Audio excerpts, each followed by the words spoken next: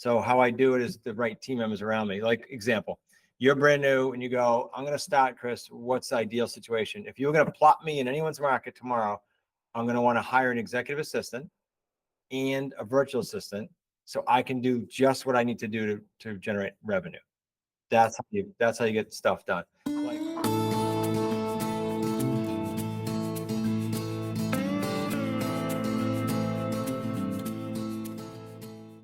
Welcome to the Mastering Real Estate podcast.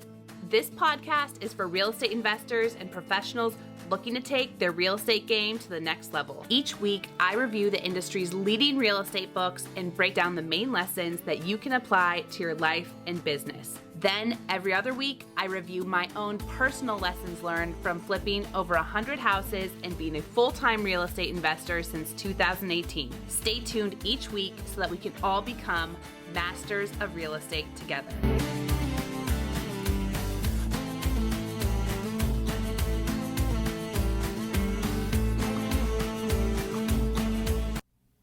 Welcome back to the Mastering Real Estate podcast. This is episode 29, and today we're talking to creative finance genius Chris Prefontaine. Chris is a renowned figure in the real estate industry and best-selling author of two influential books, 2017's Real Estate on Your Terms and 2019's The New Rules of Real Estate Investing.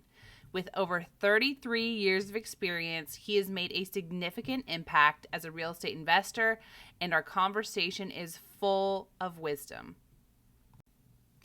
I'm your host, Maura. I've been a full-time real estate investor since 2018. I've managed over 100 flips.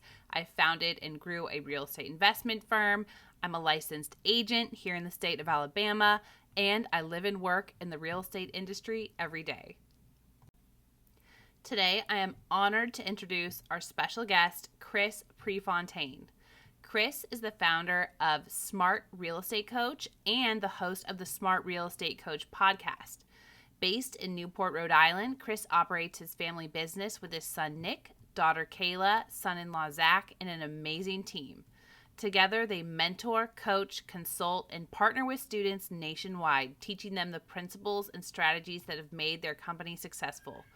Remarkably, they acquire 5 to 10 properties every month and control between $20 to $30 million in real estate deals, all without using their own cash, credit, or signing for loans.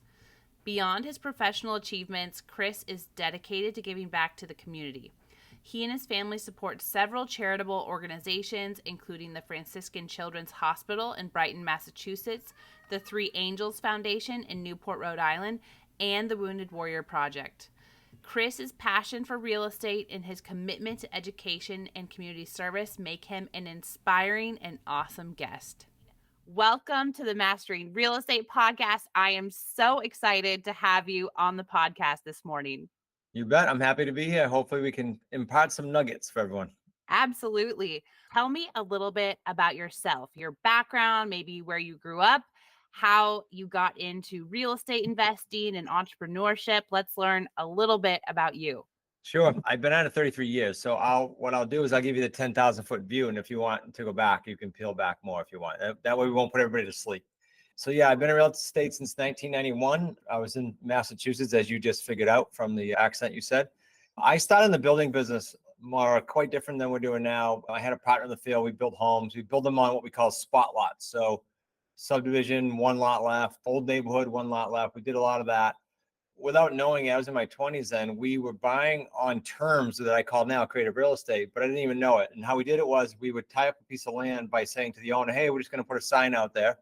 And then we would go find, we didn't pay him for it. We would go find a buyer through the new construction package. And everybody, including the subcontractors, would wait until the buyer got their end loan like 120 days later, which was, I was so naive. I just went and asked everybody to do that and they did it. So we were doing creative real estate without knowing we were doing creative real estate. How did you even figure out to do that? This will date me a little bit, but I was listening. My father had a company that I grew up in, a welding supply company, not real estate. And when I was traveling to the stores, I would listen to cassettes back then. That's how old it is. And one of them was Earl Nightingale, who since passed away. But he talked about a gentleman in the Depression that did that. So I'm like, that's a cool idea. He did the land piece. He didn't do the house piece. So I said, that's cool. And I know some builders, so I'll package the whole thing and we'll get some buyers for the end package versus just a lot, which people don't know how to buy a lot. So that was the idea. It came from a simple education tape. That's all So it was. cool. Yeah. So So that cool. was 90s. I bought a franchise, Realty Executives, put my broker hat on, never did that. In 95, sold that to Coldwell Banker in 2000. And then from 2000 to the crash of '08, I was coaching throughout the United States and Canada, not investors like we do now, all high gross commission income earners in real estate brokerage. So they made million, 2 million, but their lives were a mess. And so I'd coach them. That then, however, led to me doing a lot of my own properties because I was outside of just on my own. But then the crash hit and I got annihilated. I had like 23 properties, all signed personally. And so that was a grueling '08 to 12 was a mess, financially, mentally, everything. From 13 on is what we're doing today. And that because of the crash, what we morphed into was, okay, how are we going to buy real estate? We're not using banks anymore. We're not signing personally anymore. And so that's how we're going to survive, so to speak. And I couldn't do anything anyway. I had no credit, no cash, nothing after the crash. So we had to buy creatively. So it started with me. Then my family started joining me, my son, Nick, my son-in-law, Zach, my daughter, Kayla. And now we hit Inc. 5000 the last 3 years in a row. We coach people throughout North America and we do deals with them more. That's the big difference now. So it's not just, hey, buy our program and good luck, because that's too many things out there. What we do is we have a program where we revenue share and do the deal with them. So we're locking arms the whole time, doing all these deals together. So I just brought you through 33 years, but I can go back to any piece of that individually if you want. Oh, yes. Let's go back to a few pieces. Let's start with the real hard times, the 2008 crash, and where you were at, what was happening, what did your portfolio look like, and the rebuild. I would love to just learn a little bit about what you faced during that hard time and how you rebuilt coming out of it. Yeah. So I had a mix of properties. At that time, I was doing condominium conversions. So we'd buy like a 3, 4, 5, 6. I think the biggest one might have been 10 unit building, and then would turn them into condominiums. And it was an easy process. And they were selling like hotcakes until the crash. So quick example to give you some context. In Providence, Rhode Island, we had a 6 unit, I think it was 6 or 7. They were selling for 172, 175 grand, the first 2, like hotcakes. Then when the crash happened, I couldn't give them away for 50. That's how drastic in Providence. I'm not saying the whole market did that, but that was pretty drastic. So that was an example of one. I had a couple commercial buildings, so tenants would move out. It was just any asset class I had, it didn't work. And because I was on personally, I didn't buy them creatively, I had nowhere to go but sell, foreclose, or do a workout with the bank. And that was a full-time job, literally, just working those out. So that's what happened with all those properties. The lesson there is don't sign personally on loans. I don't care who's listening. You don't have to sign personally on loans. You can buy creatively, and that's what we do now. Awesome. I would love to definitely spend some time on that because I know that's something that so many people want to learn how to do, and you are an expert in this. But maybe could we also talk about, so when you rebuilt after all these hard lessons learned, how did you restructure for the next 10 to 20 years to get you to where you are now? It was defining some rules, right? If you put them in a box, it was a couple of them. I said, no banks, no borrowing money from anyone, frankly, and buying everything on longer terms as we can. Like in an uncertain market now, it's the same thing. How long of term can you get if you're buying a house or a building, whatever it is? Those were key. The second thing outside of real estate was to always have a mentor. If I look back over 33 years in the biz, twice I had a major headache. That crash was one. And twice I didn't have a mentor per se at that time. And I thought, okay, that's interesting. So one of the rules were we're never going to be away from a mentor of some sort in the biz. And that we've done that since we started. I've had someone on my shoulder, whether it be for scaling or whether it be for personal, mental, whatever it might be, always have someone there. What did you learn, or what would you recommend to someone that's trying to find a mentor? What should people look for, and how should they go about it? Because I think all of us would love to have a mentor, but sometimes it's not a straightforward thing to find. I'll give you like 3 quick steps I think will work. I don't care if you're in real estate or you open a restaurant, doesn't matter. So number one, pick the niche that you want to be in or industry. But let's just talk real estate for the sake of the show. So in real estate, pick a niche you want to be in. Some of the niches like land flipping online and things like that might fit your personality. Doesn't fit me. I want to solve problems. So every niche is a little different. Pick which one you're going to be able to get behind. I was in the creative world, there's a super win. So I feel like it's a healthy relationship. That's why I like it so much. Second, pick someone that's been like I would say pre-crash, preferably, that they've had enough wounds and experiences and economic cycles that when you do go through a cycle, because you're going to, real estate's constantly changing. That's the one constant. They can help you, right? So that's two. Pick a niche, pick someone who's been there, done that, and has been through enough cycles, and that also you can relate to from a value standpoint. Let me just clarify that. So I know plenty of people, I'm sure you do, and I'm sure the listeners do, that build a monster business and perhaps wreck a marriage or wreck the kids' relationships. I know too many too close. So when I say pick a mentor, I personally wouldn't go, yeah, that person's for me if they've wrecked their life to get to where they're going to be. So that's why I said that. So in every way, find someone in that step two that works. And then third, and this is a tough one, easy to say, but it's put blinders on for 3 to 7 years. Because I'm not saying it's going to take 3 years to do a deal. Nope. But what I am saying is if a student comes to me, they go, hey, I got to do a deal like in 3 months or I can't live. Not a fit. Or I want to try this for 3 or 4 months and see if it fit. No, there's no try in real estate. You either commit or you don't, or you're going to be chasing shiny objects forever. You're going to drill wells and never get water. Never. So 3 to 7 years will give you that ramp to do that. I don't know how old your listener database is, but Brian Tracy was on my show. He's like 80 something now. He was on my show during COVID. And I said my 3-year philosophy to him. And everyone usually goes, yeah, I agree with you. 3 years. They don't want to argue with the host. So they go, yeah, you're right, Chris. So he said, no, you're wrong. I said, why? He said on the show, you need 7 years. So that's why now I say 3 to 7. The reason he said that is he said, your first 2 or 3, you are going to suck no matter what you do. You're just not going to have what you think is success. And then for 2 or 3, you might feel like you're moderately successful, and not to the last couple where you have a breakthrough.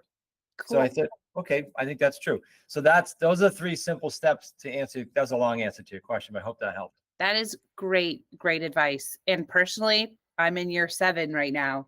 Nice. So, and Good I job. definitely say that a lot of the breakthroughs have come in the last year or 2. So isn't it remarkable? It's predictable. If you look, he said that, and I look back to all the business, I'm like, man, he's right.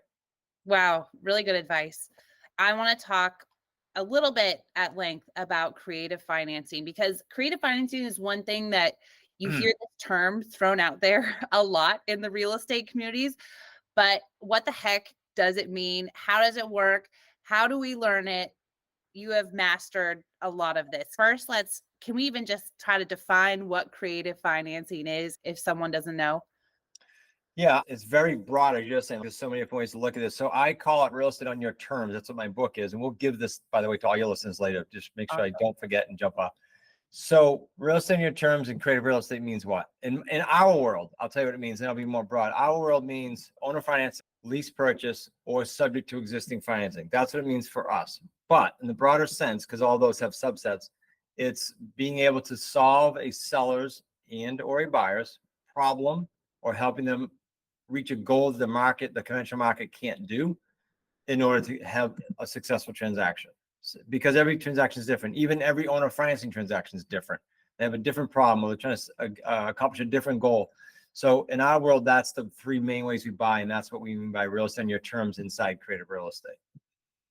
Excellent. I think this is so important, because I think one of the main pain points that people have, especially when they're first getting started in real estate, is where do they get their capital that they can use to scale up their business. So say someone wants to learn more about this. Maybe they want to join your coaching community. Can you walk us through just maybe some of the basic first steps of how you teach your students how to adopt some of your practices? Yeah, no, this is good. So when I started in like 13-ish, I started getting demand like organically, just locally. And then small companies would call me that have VAs that have a bunch of investors listening. They want me to teach them. And so I started in 16. It was horrendous now that I think about it, but it was a 10 video, the old flip videos that go in and out while you're talking. It was awful, but it got people enough information, because what I did, and then I'll fast forward to what we do now, is I just sat down and said, okay, here's what I did. Here's what you can do. Where do you find your leads? How do you talk to them? And then once you do that, how do you get to the appointment? And once you do that, how do you negotiate? And how do you structure the deal? And then how do you cash out, which led to us trademarking a free payday system, which we can talk about later. So then that morphed into now what's called the Quantum Leap System Home Study course, which is, 60 or 90 videos, audios, 12 modules. It's intense. So I say to people, look, whether you want to do deals with us or not in our higher level programs, because remember I said we do deals together, you can go through this course and you will guaranteed no more than 98% of the people in the different RIAs around the country. And how I know that is, Maura, RIA after RIA, we teach it, my son and son-in-law and myself, and somebody will stand up inevitably. And it's usually the head person going, hey, I've been at this 20 years and no one's ever quite put all this together. This stuff's been around since 1800s, but no one's quite put it together like you. So the first step is always go through the foundational course. It's a living, breathing, evolving thing that stays online. And we update it, I think, 4 times now since 2016. I don't know many people that go through the pain of doing that. So that's key, so that you're talking the vernacular, you have the confidence, you get certified by the Creative Real Estate Financing Association. That's put you head and shoulders above everyone else. Now you can go. Before that, you might be one of the casualties that go, hey, I'm going to try this and just half-ass it, and then you don't get anywhere with it. That makes sense? Totally. And then you said that you've transitioned now from that module to what do you do now? Or maybe you can even talk about how some of your higher level stuff works if people are interested, they want to do deals with your team. Yeah, because the idea then was, hell, oh, it's a great course, we'll sell it, like so many other people do. So we took the course, okay, now what's next? What's next is we either have group coaching or what we call associate programs, where they're doing deals with us and they're revenue sharing. Each program is a different revenue share, but they can learn more about that on their own. But the point is, they either have me or Zach or Nick, my son-in-law and son, or one of our certified coaches doing deals with them. So yeah, you study the course and you say the right things, and then the seller throws a curveball. What do? You call a coach, right?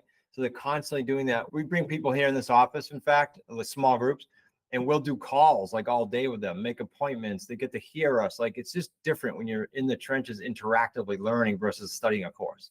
Totally. I love that approach of having the foundational course. So you need to get the basic foundational knowledge, but then having someone to guide you through the real process, I think, is key.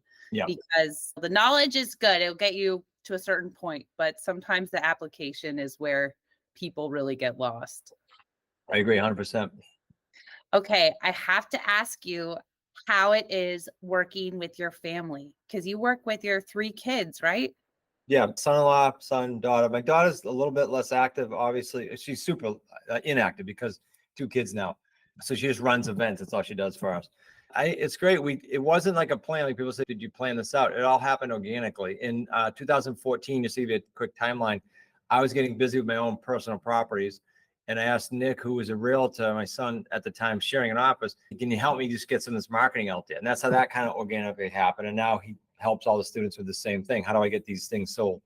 Zach and Kayla came in around 15 because we're in a tourist area in Newport, Rhode Island. So they were in the bartending business and personal training business. It's good money, but it's no lifestyle. So they came in and said, hey, can we help? I said, sure. I don't know. There's no pay. We'll do deals. And so they started, Zach really gravitated to the seller side and Kayla really gravitated towards running the office and general manager. And that's how everything started. And now we've got, 20 people mostly across the country, but some out of the country, serving most of North America. Cool. What is the dynamic like of working with you hear a lot of different things of people working with family. Sometimes it's great. It's all sunshine and rainbow. Sometimes it's explosive. A lot of things can happen because it's hard. You have that very close personal relationship, but then I imagine you have to try to keep a professional relationship, maybe a boundary. Like, how do you handle that? 2 things. I grabbed a mentor in December of 17, lead entrepreneurs. They help businesses scale from 7 figures to 8 figures. But in doing that, they taught us like meeting rhythm, values, purpose. So everything we decide on, whether it's family or an employee or some other team member, it's based on the values. So it's not opinion, it's not argument, it's not who's in the family. It's, does this line up with our values and serve our purpose? That's one way to keep it like totally aligned. Doesn't matter who you are. This is how we operate. You all decided this is how we're doing it. Second is, we don't take negative home to social events with the family. So if it's a celebration, maybe it'll come up, but never negative. So give you an example. We at one time, now we're not in the same spot, but at one time, Kim and I, my wife, lived in one place. This was after the crash, and we had to go to a 1-bedroom apartment. Nick lived next to us in an apartment, and Kayla and Zach lived diagonally across the street. Wow. Our office was a block away. So we'd leave the office sometimes, and sometimes we'd even be walking and would get to the house and they'd yell across the street, how was your day? Like we never saw each other. So we just keep it totally separate and have fun with it. Amazing. That's amazing that you do that effectively. I think many family businesses cannot say the same. It's like the thing we said earlier, the 3 steps. More, you find someone that successfully built a family business, right? We found that in the lead. There's plenty of people done, and go what works, what doesn't work. Like everything you and I could possibly talk about, and we could go for 4 hours. You can find someone else who's accomplished it and go model yourself after that, right? Yeah, So that's so smart. You have yourself built several businesses, been in business over 30 years, and now you've worked with hundreds of entrepreneurs through your coaching businesses, through everything you're doing.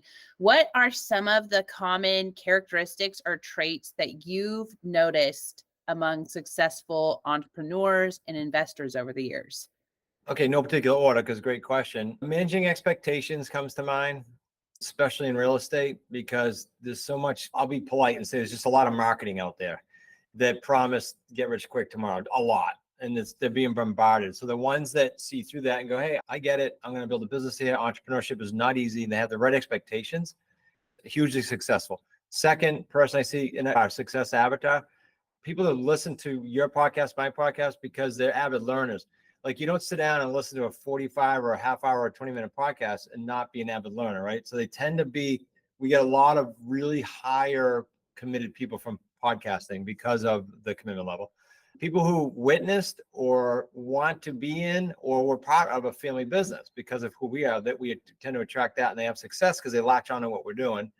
Those are the main ones. Our age group success-wise is like 45 to 65, although we have 17 to 75 in the community. Wow. 45 to 65 seems to be the point. I don't know why. Maybe it's because they've had some more mileage and they've been through enough to set the expectations properly. But that's just a 10,000 foot view. I hope that answered it.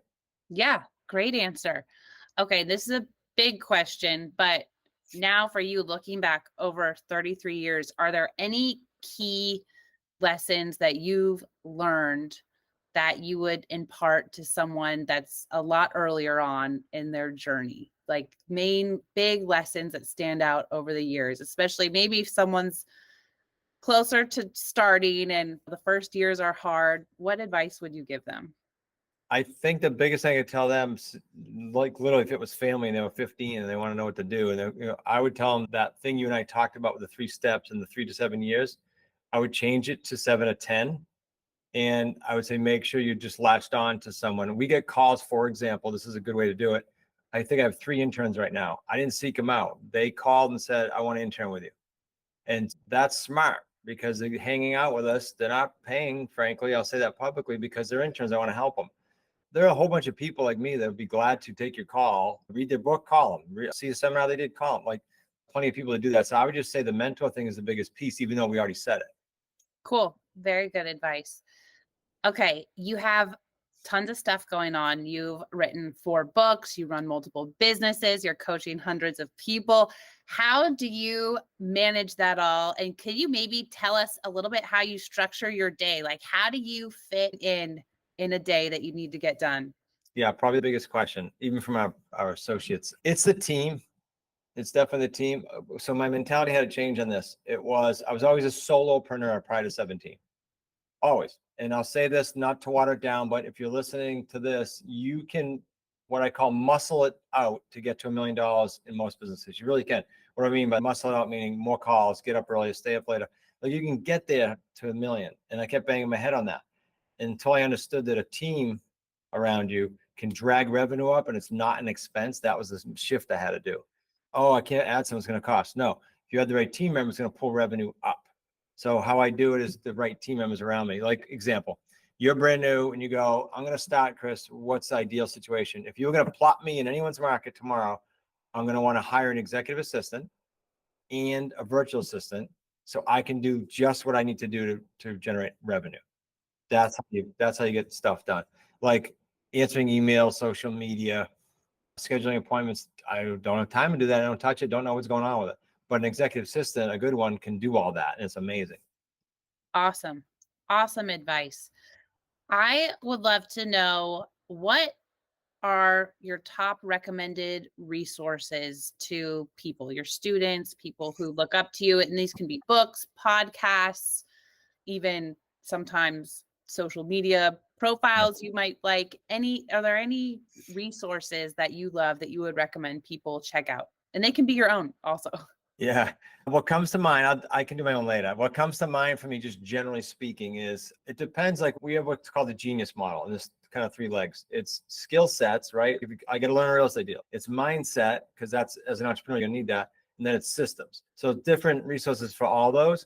But let's say someone's in the mindset space. They want a general resource. I love Ed Milet's podcast. I have for years. It's turned into a lot of ads now, but the content's amazing, and he's a big thinker.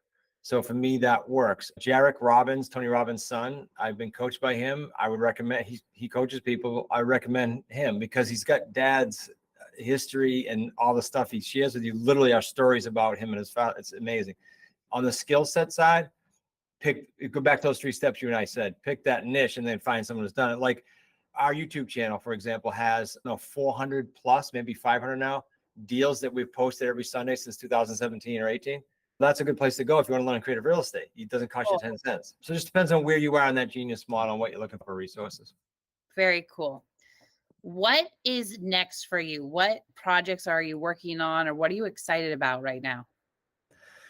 2 things. My wife and I at our stage are looking to just create experiences. Like people say, yeah, how much do you want to make next year? And what do you want to develop? I want to earn enough and develop enough wealth to create experiences that money and wealth can't buy. That's the logic. Now, inside the business, though, it's always about transactions with us, Maura, because it's as we do, say a new student comes in and they do a deal, a 3 payday deal for us, that's what we call it, is worth 45 to 350,000 per deal. I get jazzed by going, oh, Maura's brand new. She came in our community. She did her first deal at 100 grand. That changed her life. No question about it. Changes her family, changes generationally, because they can now teach that to their family. So I get jazzed for that. We're going to still do that and keep rolling out, changing people's lives. That's what keeps me going. And creative real estate's never the same deal, so I don't get bored with it. Very cool. Outside of work, what are you into? What do you like to do when hopefully you have a little bit of downtime? Yeah, in the winter, I like hanging out in Vermont. We built a new house there, just zoning out. We don't ski anymore, but we snowshoe. And then in the summer, we're by the ocean, and the grandkids, where we're creating some experiences right now in the kids. So that's what we like doing, hanging out. Amazing.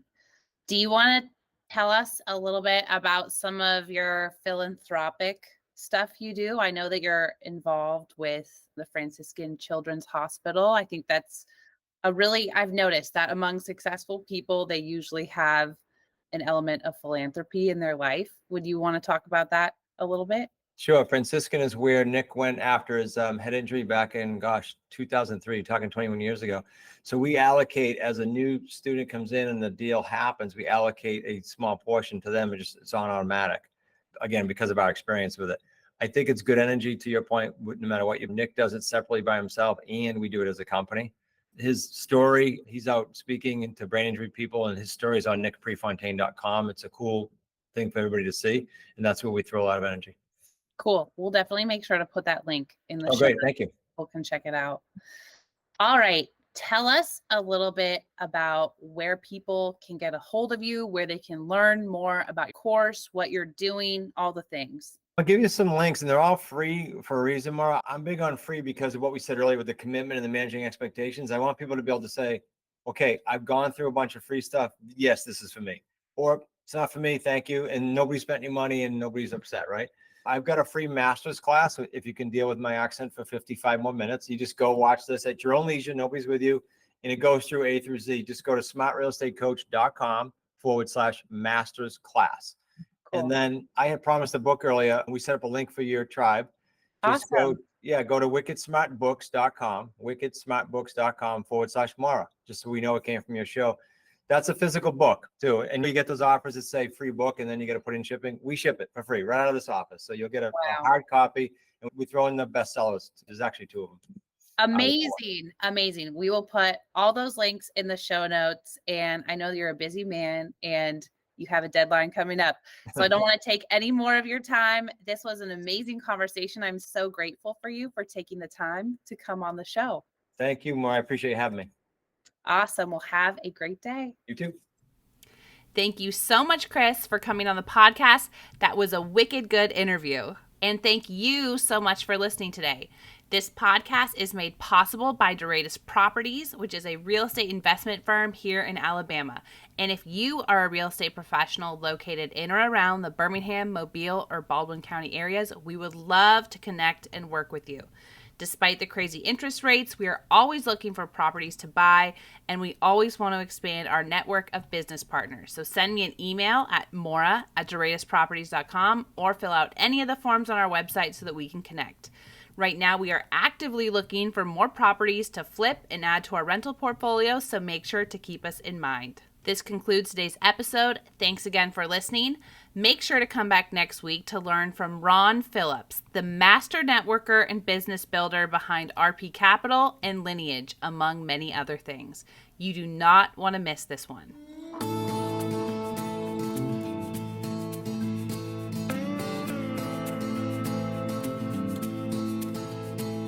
Thank you so much for listening.